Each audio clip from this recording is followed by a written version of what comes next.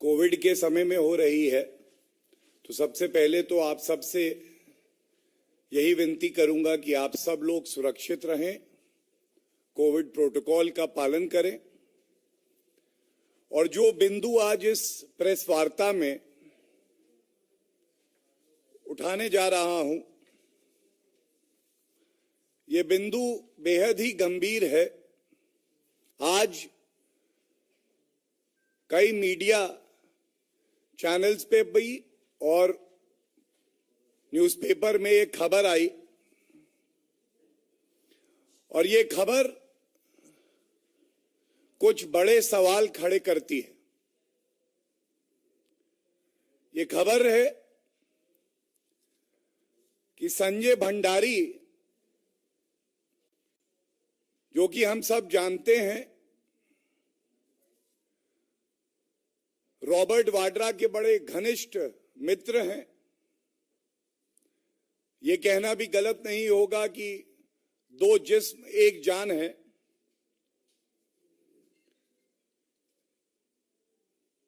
ये लंदन में एक मुकदमा दायर करते हैं, और ये जो मुकदमा है इसमें इन्होंने खुद शपथ पत्र दे के स्वीकारा है कि 2011 में इनका और एक थेल्स कंपनी है जो लड़ाकू विमान होते हैं उसके अपग्रेड के लिए, आधुनिकीकरण करने के लिए वो कार्य करती है। और बड़ी विचित्र बात है कि ये मुकदमा दायर होता है तो ये वहां कहते हैं कि जो करार संजय भंडारी और थेल्स कंपनी में हुआ है उसमें करीब करीब 170 करोड़ रुपए की रिश्वत संजय भंडारी को मिलनी थी, और जो तथ्य सामने आए हैं उसमें 75 करोड़ इन्हें मिल गए हैं यूपीए सरकार के समय में, और करीब 90 से 95 करोड़ वो रिश्वत इन्हें नहीं मिली है।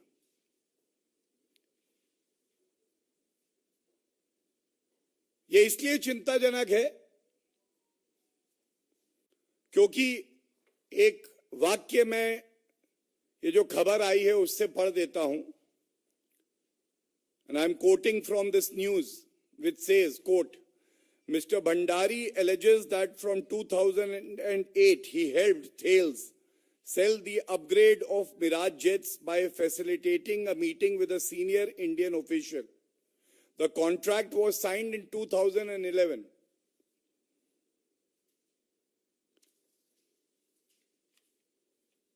ये सर्वविदित है कि भारतीय जनता पार्टी की सरकार आई, श्री नरेंद्र मोदी जी के नेतृत्व में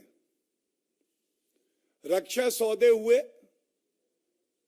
ये गवर्नमेंट टू गवर्नमेंट डील हुई, and the NDA BJP government has a policy of zero tolerance for corruption. लेकिन इस न्यूज के आने के बाद अब ये पता चल गया है कहीं भी भ्रष्टाचार है तो कांग्रेस पार्टी का तार है, कहीं भी भ्रष्टाचार है तो कांग्रेस पार्टी का तार है। और ये जो ब्रोकर कमीशन खोरी का कल्चर है, ये कांग्रेस पार्टी में ऐसी व्यवस्था बनी हुई थी कि वो रक्षा सौदों में भी कमीशन खोरी करते थे। भ्रष्टाचार यूपीए कांग्रेस सरकार में कूट कूट के भरा हुआ है।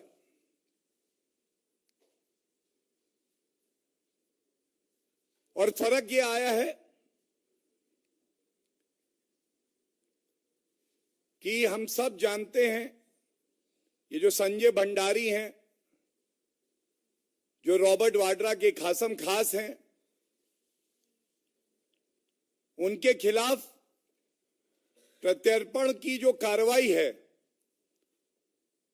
वो भारतीय जनता पार्टी की सरकार ने ही शुरू करी है। और ये खुलासा तब हो रहा है जब इसमें जो फाइनल हियरिंग है एक्स्ट्रेडिशन प्रोसीडिंग्स में लंदन की कोर्ट में, ये इसी वर्ष फरवरी में होनी है। आज ये सवाल उठता है कि कांग्रेस पार्टी जब सत्ता में आती है तो उनकी प्राथमिकता अपनी तिजोरी भरना क्यों होता है? ऐसा क्यों होता है कि जवान हमारे बुलेट प्रूफ जैकेट मांग रहे होते हैं तो ये वीवीआईपी चॉपर खरीद रहे होते हैं?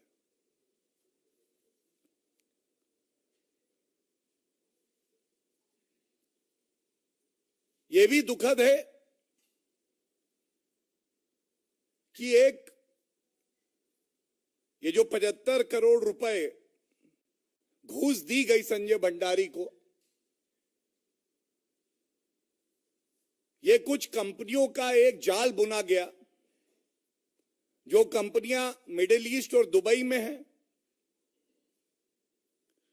थेल्स पेमेंट करती है इन कंपनियों को और उसके बाद संजय भंडारी के कहने पे एक और शेल कंपनी को एक बड़ी किस्त इस रिश्वत की दी जाती है। आज देश ये सवाल पूछ रहा है, कांग्रेस अध्यक्षा सोनिया गांधी जी, आप इस पे अपनी चुप्पी तोड़िए। ये हम सब जानते हैं 42 स्क्वाड्रन हमारी वायुसेना के 33 हो गए। 10 साल कांग्रेस पार्टी की सरकार रही, लड़ाकू विमान नहीं आए। अगर विमानों का आधुनिकीकरण होना था तो उसमें भी रिश्वतखोरी, कमीशन ली जा रही थी। और ये सौदा 2.4 बिलियन यूरोज, लगभग 18 से 20 हजार करोड़ रुपए का था। 2011 में ये जो करार हुआ, ये करार इसलिए संभव था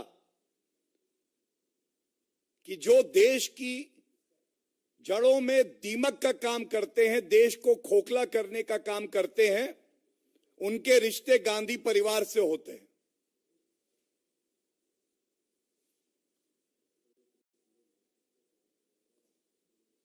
आज ये भी पूछना जरूरी है कि प्रियंका वाड्रा गांधी जी चुनाव प्रचार कर रही हैं, आप सार्वजनिक जीवन में हैं, क्या आपको सामने आकर इस पे स्पष्टीकरण नहीं देना चाहिए?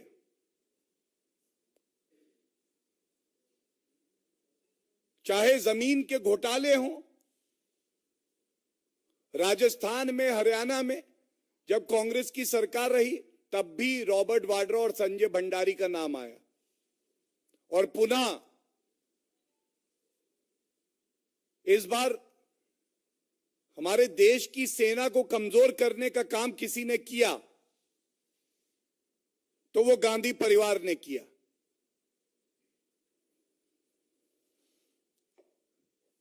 ये प्रमुख प्रश्न उठाए गए हैं, देश की जनता पूछ रही है और हमें पूरी उम्मीद है कि राष्ट्र हित में, for the sake of transparency and accountability, Sonia Gandhi ji, Rahul Gandhi and Priyanka Vadra Gandhi will respond to these questions. And if they decide not to respond to these questions, then it would be an admission by the Gandhi Parivar that not only did they provide political patronage to Sanjay Bhandari, but rather they were facilitating meetings between the company that was providing modernization and senior officials in the government during the Congress era.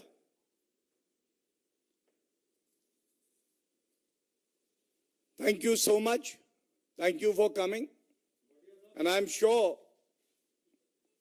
that this serious matter pertaining to national security and our armed forces will get serious attention and coverage which it deserves. Thank you.